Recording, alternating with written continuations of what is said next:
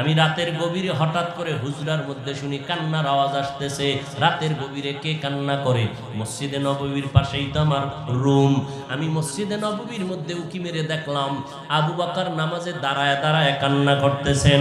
আমি বের হয়ে গেলাম, নামাজ শেষ হয়ে গেল। আমি জিজ্ঞেস করলাম, আবু বকর নামাজের মধ্যে কাঁদলেন কেন? আবু বকর বলে, কোরআন শরীফের একটা আয়াত আমারে কান্না করাইলো। ইন্নাল্লাহ হাশতারা মিনাল মুমিনিনা আনফুসাহুম ওয়া আমওয়ালাহুম বিআন্না লাহুমুল জান্নাহ। আল্লাহ কি কয় আয়াতে? মুমিনের জানমাল নিয়ে নিছি, বিনিময়ে মুমিনের জান্নাত দিয়ে দিছি। আল্লাহর নবীকে এটা তো খুশির কথা, এ তো কান্নার কিছু নাই। আবু বকর বলে, নবী আপনি জানেন আমি কাপড়ের ব্যবসা করি। আজ সকালবেলা একজন মহিলা আমার দোকান থেকে বহুদিন আগের নেওয়া কাপড় ফিরাইয়া টাকা নিয়ে গেছে।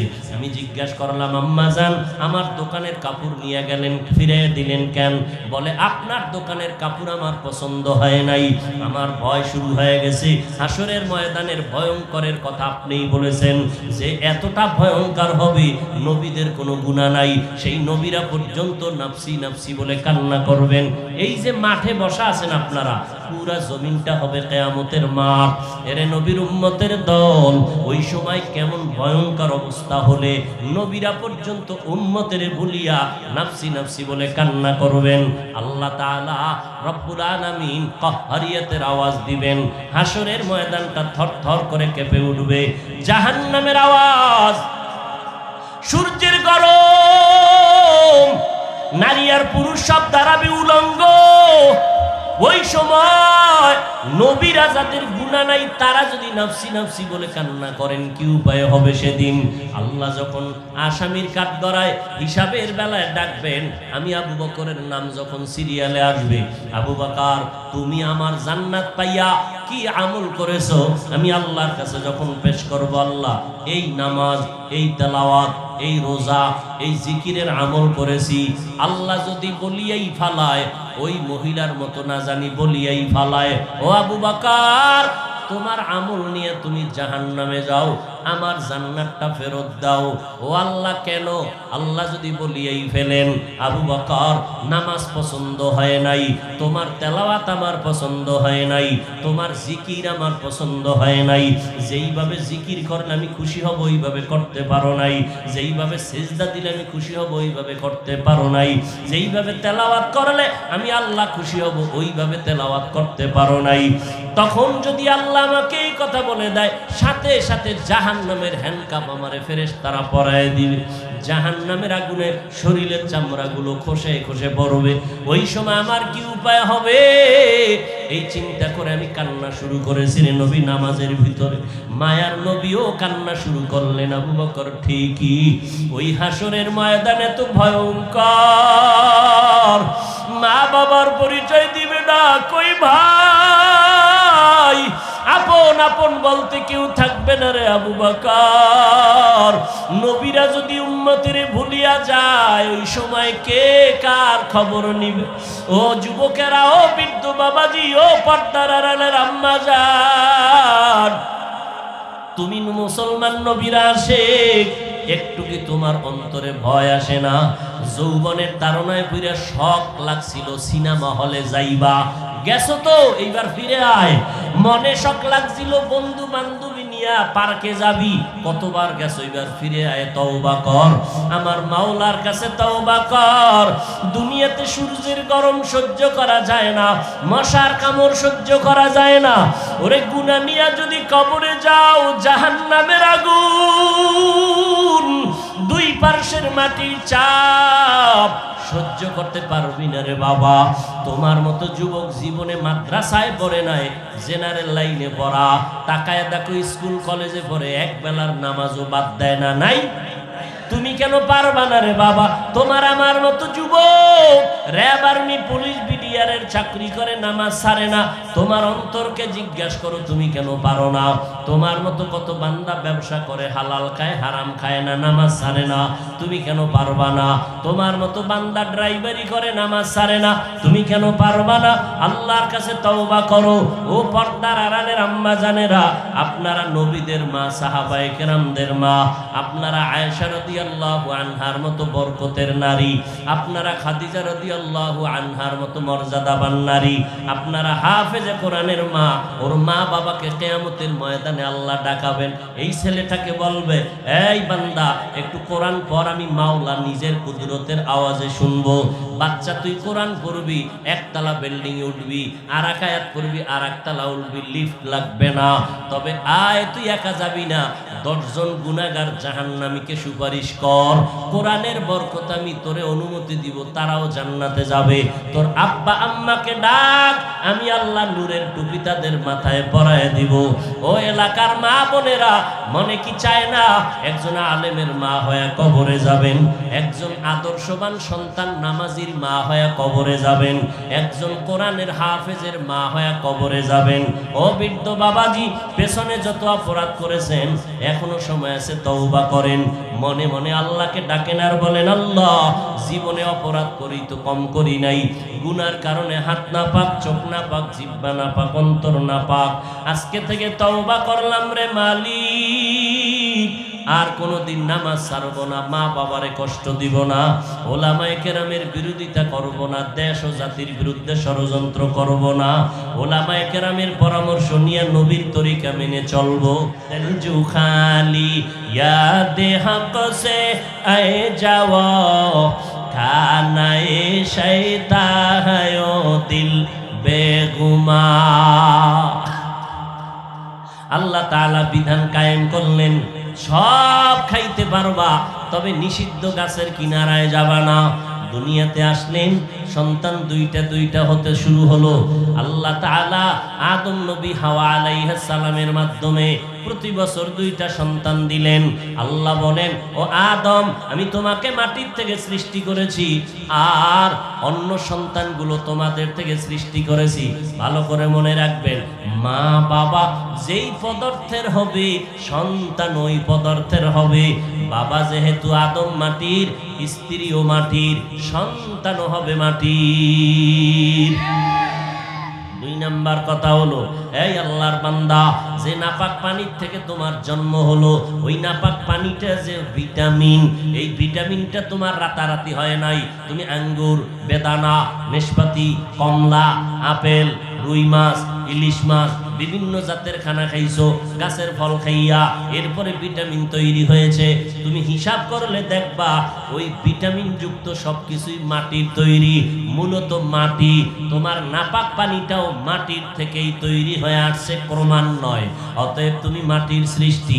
3 নাম্বার কথা হলো, পয়গম্বর বলেন, নাপাক পানির সাথে সামান্য মাটি মিশ্রিত করে দেয় ফেরেশতারা, আল্লাহর অর্ডার করে। আল্লাহ কি কয় জানেননি? এই ফেরেশতা, নাপাক পানির মধ্যে অমুক জায়গা থেকে 1 চিমটি মাটি এনে লাগায়া দাও। বলে কোথার থেকে? বলে এর যখন কবর হবে, যেই জায়গায় কবর, ওখান থেকে এনে দাও। ফেরেশতারা কবর থেকে মাটির চিমটি এনে লাগায়া দেয়। এবার প্রশ্ন হলো, যেই মানুষগুলো আগুনে পুড়ে মারা গেছে, নদীর মধ্যে নাই, লাশের অস্তিত্ব নাই, এদের মাটি কোথার থেকে আনবে? এদের তো কবরই নেই। মুফাসসিরিনে কেরাম বলেন, ও আল্লাহর বান্দারা, ভালো করে শুনে নাও, আমাদের পিঠের মধ্যে সোজা একটা হাড় আছে, মেরুদণ্ড আসেনি? ওই মেরুদণ্ডের একেবারে নিচে মার্বেলের মতো একটা গোড়া আছে। এইটা পানিতেও গলে না, আগুনেও নষ্ট হবে না। লাশটা যেভাবেই থাক, ওই অংশটা কোনো না কোনো সময় মাটির সাথে গিয়া লাগবে, ওটাই হবে তার কবর।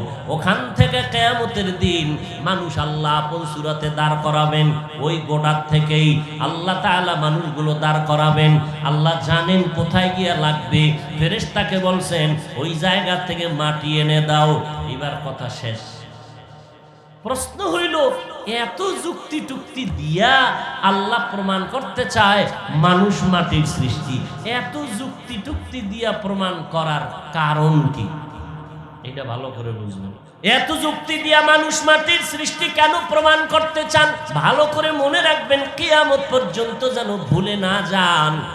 এর একমাত্র কারণ হলো আল্লাহ মানুষকে জানায় দিতে চান, নূরের সৃষ্টি শ্রেষ্ঠ না, আগুনের সৃষ্টি শ্রেষ্ঠ না, একমাত্র মাটির সৃষ্টি মানুষ হলো শ্রেষ্ঠ। সিদ্ধান্ত কার? জোরে বলেন। অস্থায়ী না স্থায়ী? স্থায়ী সিদ্ধান্ত আল্লাহ। মাটির সৃষ্টি শ্রেষ্ঠ, আগুনের সৃষ্টি শ্রেষ্ঠ না, নূরের সৃষ্টি শ্রেষ্ঠ না, একমাত্র মাটির সৃষ্টি মানুষ শ্রেষ্ঠ। এজন্য আল্লাহ তাআলা নূরের সৃষ্টিকে বললেন মাটির সৃষ্টিরে সেজদা কর। কথা কন না কেন? উসজুদু লিআদম। আগুনের সৃষ্টিকেও বললেন মাটির সৃষ্টিরে সেজদা কর, কারণ নূরের সৃষ্টি শ্রেষ্ঠ না, মাটির সৃষ্টি শ্রেষ্ঠ। আল্লাহর এই স্থায়ী সিদ্ধান্ত অর্ডার মানলো না কে? কে মানে নাই? ইবলিস বলে আমি মানবো না, আবা ওয়াস্তাকবারা ওয়া কানা মিনাল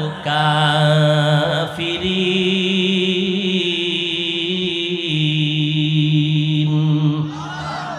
দোয়া খাস্তাম বদরগাহে লাহি, হায়াতু দৌলতু ইলমু দরাজি, ইয়া ইলাহি মুঝসে মুঝকো দূর কর, তাকে দেখো মুঝমে তুঝকো এক নজর।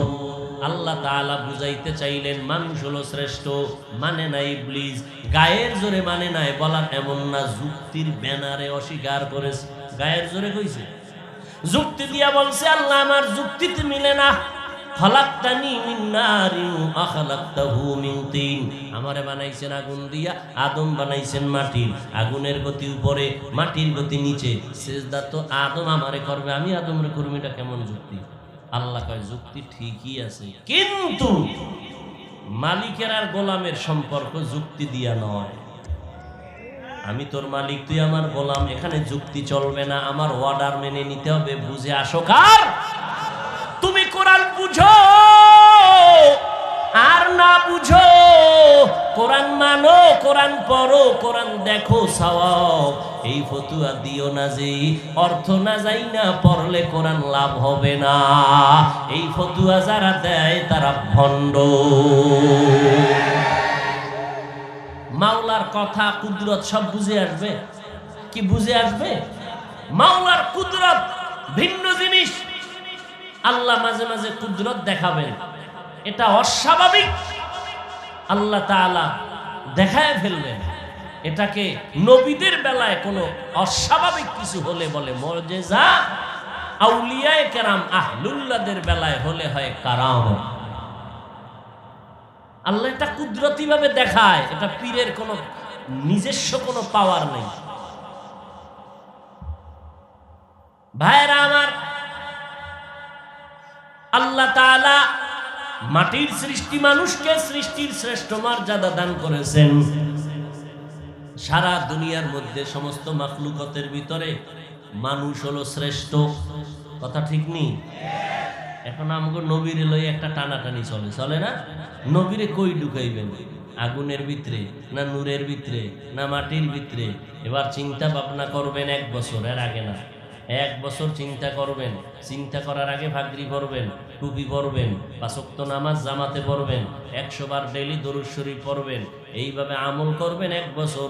এরপরে জবাব নিবেন, যদি টুপি না পরেন, নবীর সুন্নতে দাড়ি না রাখেন, নামাজ না পড়েন, পর্দা না করেন, আপনার জানার কোনো অধিকারই নাই নবী কোন লাইনে।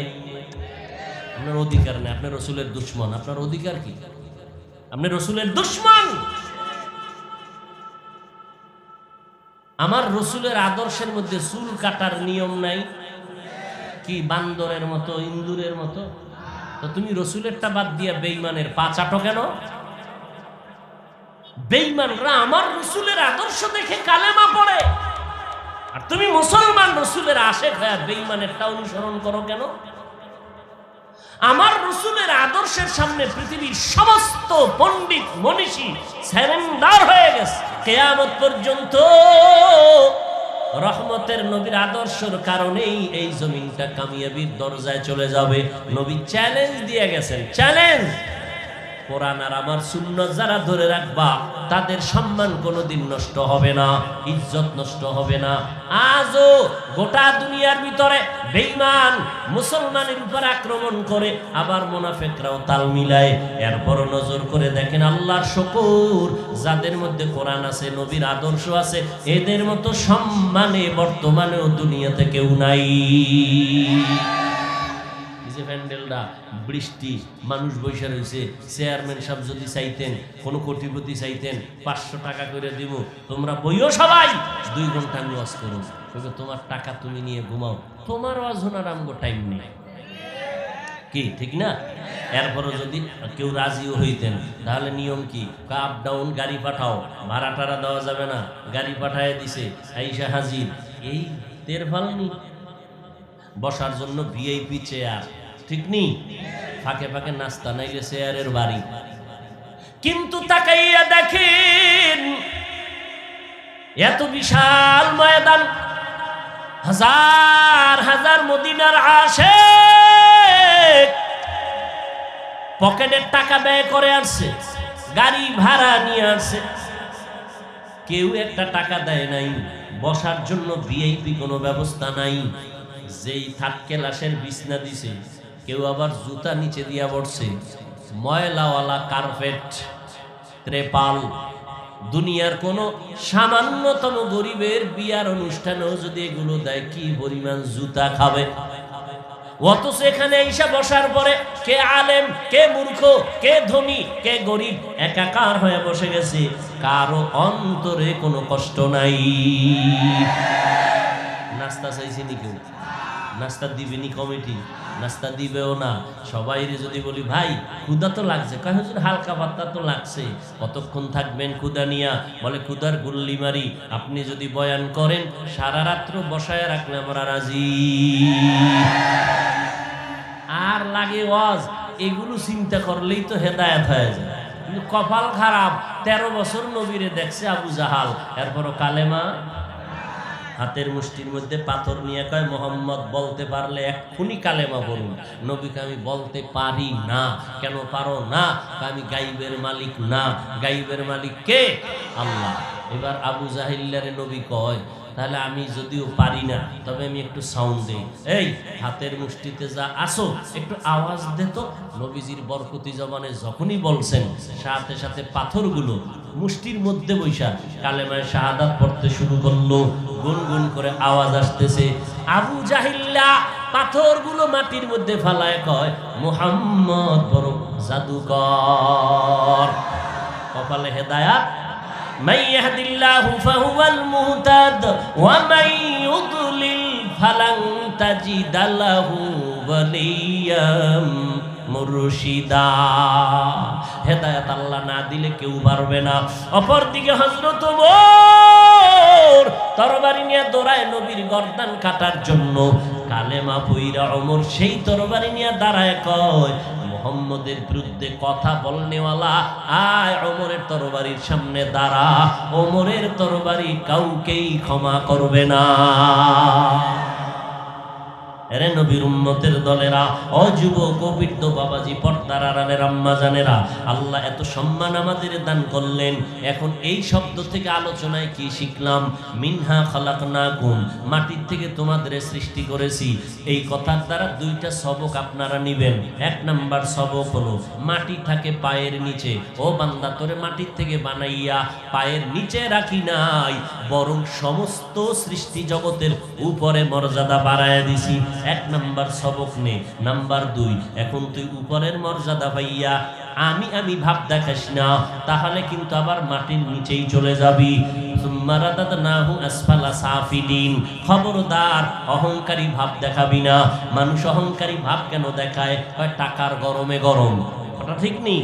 ক্ষমতার গরমে একটা গরম দেখায়, আর একজনের টাকা নাই, ক্ষমতাও নাই, ফকির নির্ভোলা, এওদি গরম গরম ভাব দেখায়। কিও তোর ভিতরে কি এর গরম? আমার বাবার দেওয়া রক্তের গরম। কিসের গরম? রক্তের গরম। মাওলানা সাহেব তোমার টাকা বেশি কয় না, ক্ষমতা বেশি না, তুমিও যে গরম ভাব দেখাও, আমার এলেমের গরম। কিসের গরম? এলেমের গরম। আর একজনে গরম ভাব দেখায় আমার তাহাজ্জুদের গরম। আমি চিল্লা লাগাইছি, সে একটা গরম আছে। আমি পিসাবের দরবারে 13 বছর ঘুরি, ভাগরি মাথায় সারি না, জিকির করি জোরে জোরে। এর একটা পাওয়ার আছে। আল্লাহ কয় সব পাওয়ার বন্ধ করে দে, তোর থেকে বড় পাওয়ার আর নমরুদদের সাইজ করেছি মশা দিয়া। তোর থেকে বড় পাওয়ার ওয়ালা ফিরআউন, যেই ফেরাউন ফকিন্নি, ক্ষেতের মধ্যে শশা মাথায় কইরা টাইনা মিশরে নেয়, কিছু পয়সা পায়, এই ফকিন্নির ফলা ফেরাউন। কিন্তু আস্তে আস্তে হামানের সাথে লাইন লাগাইয়া টাকার মালিক হইছে। একদিন চেয়ারে বসছে, ইতিহাস বড় লম্বা, চেয়ারে বইয়া কয় একটু খোদা খোদা ভাব লাগে দি। হ্যাঁ পিএস কয় শুধু খোদা আপনি? কয় একটু দাবি করতে মনে চায় করেন। ফেরাউন ঘোষণা করলো, ও মিশরবাসীরা, আমি শুধু খোদা না, আনা রব্বুকুমুল আ'লা, আমি সব থেকে বড় খোদা। সেই ফেরাউনের আমার আল্লাহ লোহিত সাগরের পানিতে চুবাইয়া ডুবাইয়া খাহে শেষ, ঠিক নি? যেই ফেরাউনের লাশটা কই আছে? কোথায়? মশায়ও খায় না, মাটিও গ্রহণ করে না। আজ দেখে দেখে কত মানুষ ইবরাত অর্জন করে, নসিহত উপদেশ গ্রহণ করে। কোটি টাকার মালিক দেখো অভাব হয় না দূর, গরিব ঘুমায় আরাম করে মনটা বাহাদুর। ফেরাউনের লাশটা দেখো মিশর জাদু ঘরে, খায় না মাটি পোকা মাছি সবাই ঘৃণা করে। হৃদয়ে থাকিবে যার নম্রতা সদা, রহমত আসিবে সেথা প্রভুর ওয়াদা। বড়র বাড়াই থাকলে দিলে রহমত আসবে না, নিজেকে নিজে ছোট মনে করিও সাদা।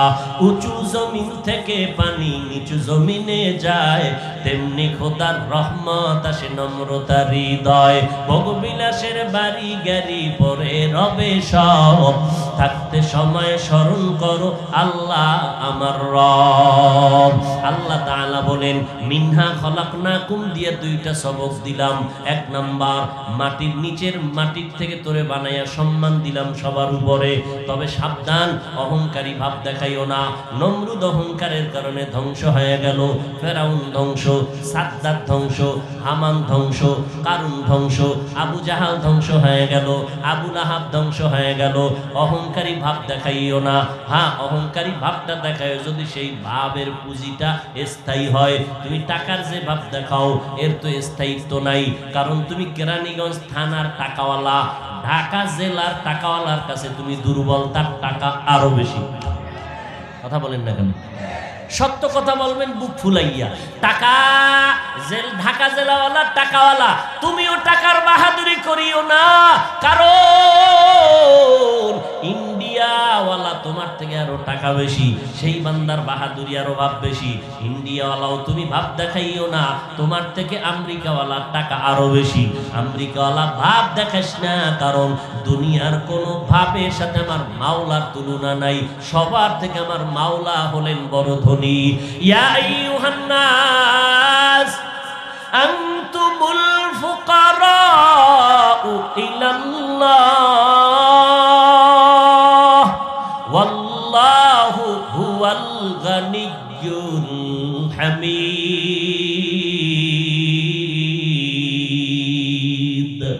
गर तवक्कुल मी कुनी हर सुबह शाम, मेरा सनद रिज़्क़े तू अज़ला मकाम, जुज़बा हक़ची ज़े मखाअद इंसु जा फज़ले उ आमस्ते दर जुमला जहां।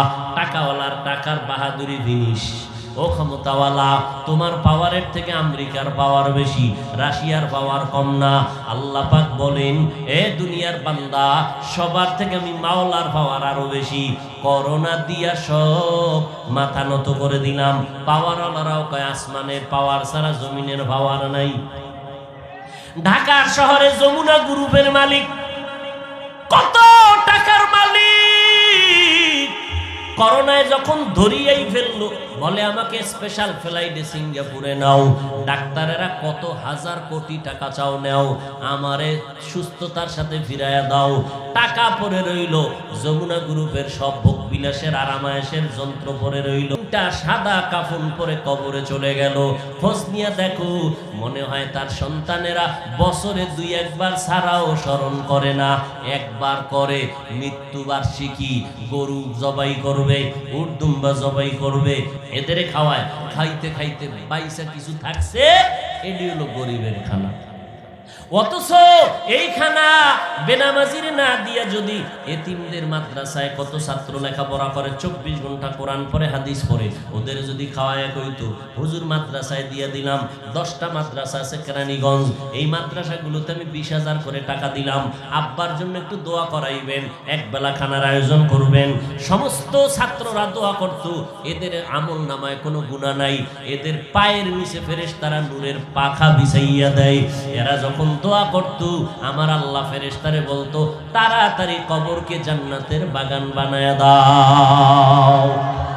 কিন্তু বাবাও ছেলেরে তো সেই লাইনে রাইখা যেতে হবে, দ্বীনের দরদ অন্তরে থাকতে হবে। দেখেন না, কয়েক মাস আগে বাড্ডা থানা, কোথায় বাড্ডা থানার ভেতরে কোটিপতি বাবায় মরে গেল, বড় বড় 2টা সন্তান রাইখা গেল শিক্ষিত। এই সন্তান 2টা বাবার লাশটা ফালায় রাখছে, 24 ঘন্টা 2 ভাই শুধু ঝগড়া করছে, বাবার টাকা ভাগ বটোয়ারা নিয়া লাশটা দাফন করারও সময় পায় নাই। কি ফেসবুক শরীফের গোলামেরা, দেখেন নাই? এই ঘটনা ভাইরাল হয়ে গেছে। এরে আল্লাহর বান্দারা, অহংকারী কমায় দাও। আমার নবী বলেন, মান তাওয়াযা লিল্লাহ রাফাআহুল্লাহ, যে আল্লাহর জন্য নিজেকে বিনয়ী করে দেয়, আল্লাহ তার মর্যাদা বাড়ায় দেয়। মেটা দো আপনা হস্তি কো अगर कुछ मर्तबा चाहो कि दाना खाक में मिलकर गोले गुलजार होता है। নিজেকে যদি বড় বানাতে চাও হে মুমিন, বড়দের কদমে নিজেকে করে দাও বিলীন। খুদবা খুদ কা মিলনা শুধু মাওলায়ে রুম, তা গোলামে শামসু তাবরিজি নাশুদ। বড় রাজমিস্ত্রি হইতে চাইলে বড় রাজমিস্ত্রির পিছনে সময় লাগাও, বড় অভিজ্ঞ ডাক্তার হতে চাইলে অভিজ্ঞ ডাক্তারের পিছনে সময় লাগাও। বান্দা, তুমি বড় ইঞ্জিনিয়ার যদি হতে চাও, লেখাপড়ার সার্টিফিকেট যথেষ্ট না, অভিজ্ঞ ইঞ্জিনিয়ারের পিছনে সময় লাগাও। আখিরাতের লাইনে যদি নিজেকে ধন্য বানাইতে চাও, আখিরাতের লাইনের ধন্য যারা, তারা আউলিয়া, তারা ওলি, তারা আহলুল্লাহ, এদের সাথে সময় লাগাও, দেখবা কষ্টি পাথরের মতো তোমার মর্যাদা বেড়ে যাবে, আল্লাহর কাছে মর্যাদা বেড়ে যাবে, আল্লাহর দুনিয়াওয়ালাদের কাছেও মর্যাদা বাড়ায় দিবেন। দুনিয়া কিছুই না রে বাবা। আজকে আমি বক্তা হইয়া বয়ান করি কত ভাব, আপনি ডাক্তার কত ভাব, আপনি ইঞ্জিনিয়ার কত ভাব।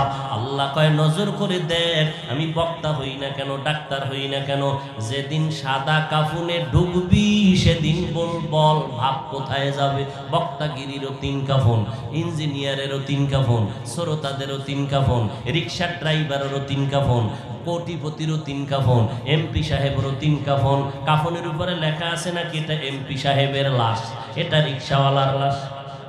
ভেদাভেদ নাই, সব এক। কবরের সাইজ হবে এক। ওই কবরের মাটি দিয়া বিদায় দিয়া পাড়ায় পাড়ায় দিয়া বিদায় হবে। প্রশ্ন 3টা হবে, রবের পরিচয় দাও, ধর্মের পরিচয় দাও, রাহমাতুল লিল আলামিনের পরিচয় দাও। এই যুবক, যৌবনের পাওয়ার দেখাও না। তোর দাদার পাওয়ার আছিল না, এখন লাঠি ছাড়া লড়তে পারে না, উঠতে পারে না, বসতে পারে না। তোর আব্বা জান দিন দিন আমাকে একটা জবাব দে, এত পণ্ডিত হুজুর গো মাথায় কোনো গিলুই নাই, আমাকে একটা জবাব দে তো। বাপের বেটা হয়ে থাকলে একই পাতিলায় রান্না হচ্ছে ভাত তরকারি, একই আগুন, একই মশলা, একই হাত, মায়ের হাতে রান্না হচ্ছে একই তরকারি, একই মশলা, একই ভাত। আব্বা খায়, আম্মা খায়, আমার বোন খায়, আমি খাই, আমার ভাই বোনেরা দিন দিন হই শক্তিশালী, আব্বা আম্মা প্রতিদিন হয় দুর্বল। কারণটা কি বল? এই যুবক, যৌবনের মাস্তানি করো, বল এই প্রশ্নের জবাব দে। একই খানা আব্বাও খায়, আম্মাও খায়, আমরাও খাই। আব্বা আম্মা প্রতিদিন হয় দুর্বল, রোগ হয়, আমরা হই সবাই। মাওলার কুদরত বলবি না, কারণ তোরা মাওলারে মানো না। তোরা বলবি, এটা বলবো আমরা। তুমি যুক্তি ছাড়া কিছু বুঝো না, যুক্তি দাও। অতএব বান্দা একটু চিন্তা করো, আল্লাহ তাআলা পশুকে আকল দেয় না ভালো মন্দ যাচাই করার, আল্লাহ মানুষকে দিয়েছেন। একটু চিন্তা কর। ও যুবক, পাও দুইটা আগায় দিলে পায়ে হাত রেখে বল, এই যৌবন চিরদিন থাকবে না রে যুবক।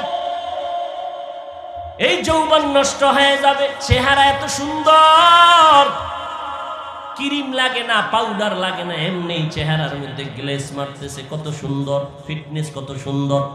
কিন্তু এগুলো দিন দিন ধ্বংস হয়ে যাবে। ওই কাফনে ঢুকার পরে কে ধনী, কে গরিব, কে আলেম, কে মূর্খ, কে এমপি, কে মন্ত্রী, ভেদাভেদ নাই।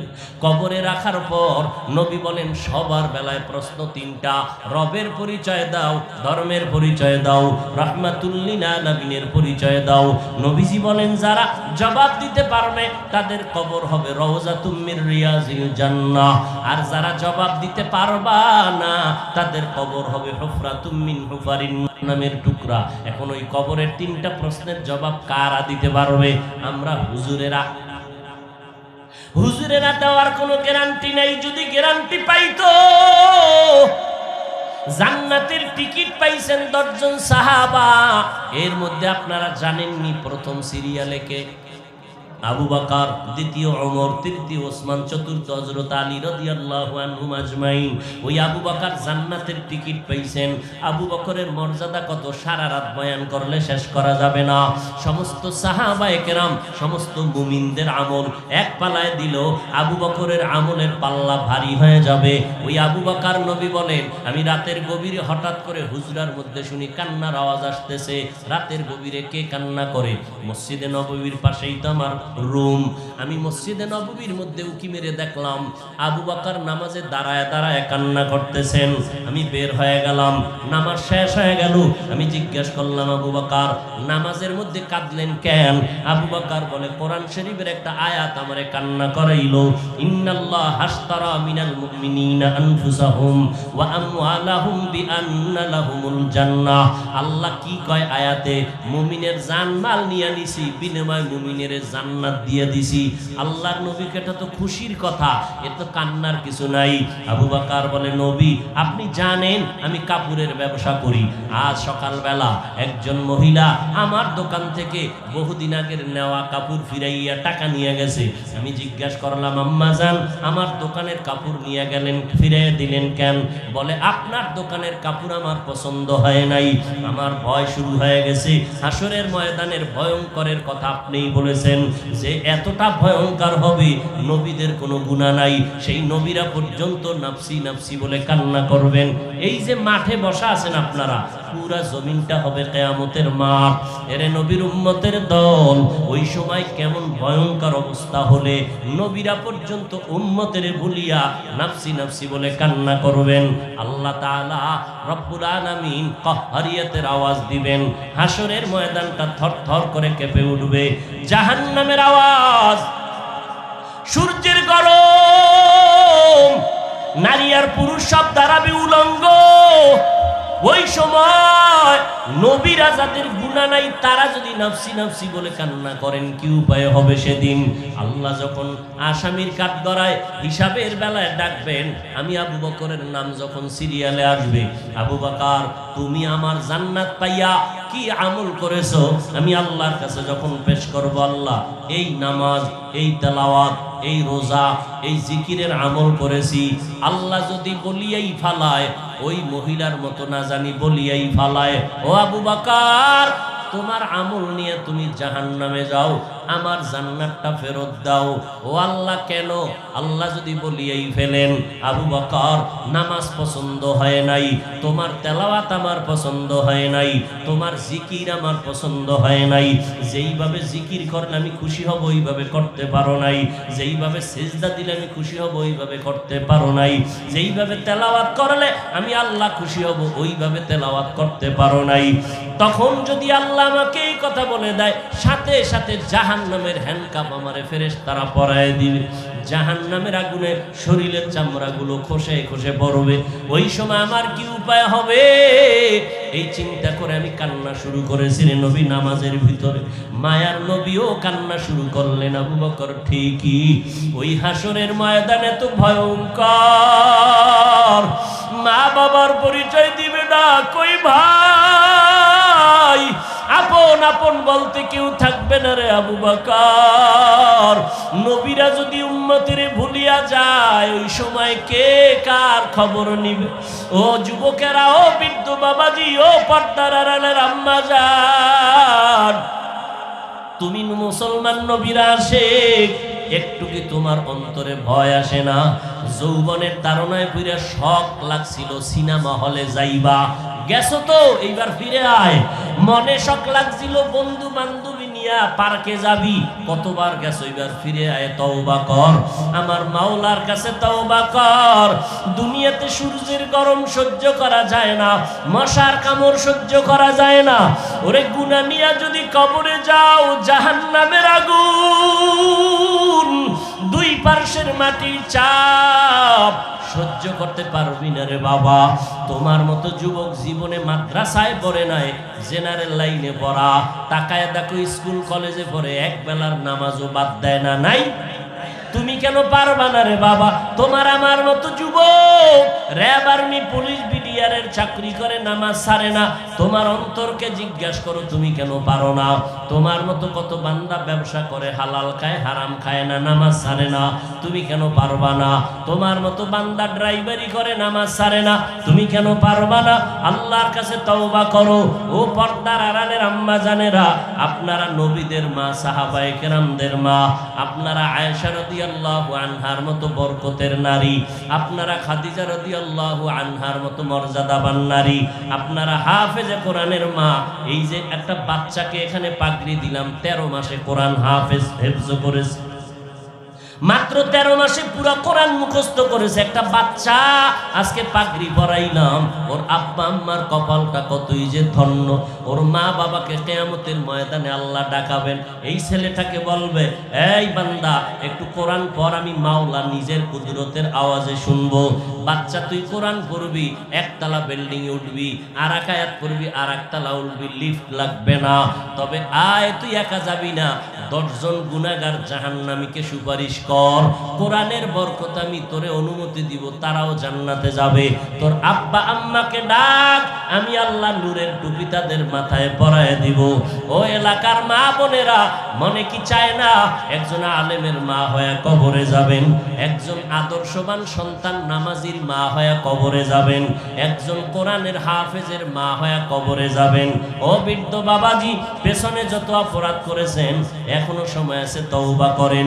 মনে মনে আল্লাহকে ডাকেন আর বলেন, আল্লাহ জীবনে অপরাধ করি তো কম করি নাই, গুনার কারণে হাত না পাক, চোখ না পাক, জিহ্বা না পাক, অন্তর না পাক, আজকে থেকে তওবা করলাম রে মালিক, আর কোনোদিন নামাজ ছাড়বো না, মা বাবারে কষ্ট দিব না, ওলামায়ে কেরামের বিরোধিতা করব না, দেশ ও জাতির বিরুদ্ধে ষড়যন্ত্র করব না, ওলামায়ে কেরামের পরামর্শ নিয়ে নবীর তরিকা মেনে চলবো, 5 ওয়াক্ত নামাজ পড়বো, মা বাবার দোয়া নিয়ে চলবো। তওবা করার মতো যদি নসিব হয়, তওবা করার মতো যদি অন্তর তৈরি হয়, আবু জাহালের মতো যদি অন্তর শক্ত না থাকে, ওমরের মতো যদি অন্তর তৈরি হয়, মুনাফিকি যদি না থাকে, যে মরিয়া গেলে যাব, হায়াতের মালিক আল্লাহ, মৌতের মালিক আল্লাহ, আর নবীর বিরোধিতা করব না, আল্লাহর বিধান লঙ্ঘন করব না, ওলামায়ে কেরামের বিরুদ্ধাচরণ করব না, গীবত শিকায়াত করে গুনাহগার হব না, মা বাবার দোয়া নিয়ে চলবো। তওবা করার মতো যদি নিয়ত হয়, খাঁটি নিয়তে দুটো হাত আমার আল্লাহকে দেখায়া দেই, আয় আল্লাহ হাতগুলো কবুল করে নেন, তওবা কবুল করে নেন, তওবার উপরে মজবুত হইয়া চলার মতো তৌফিক দান করেন।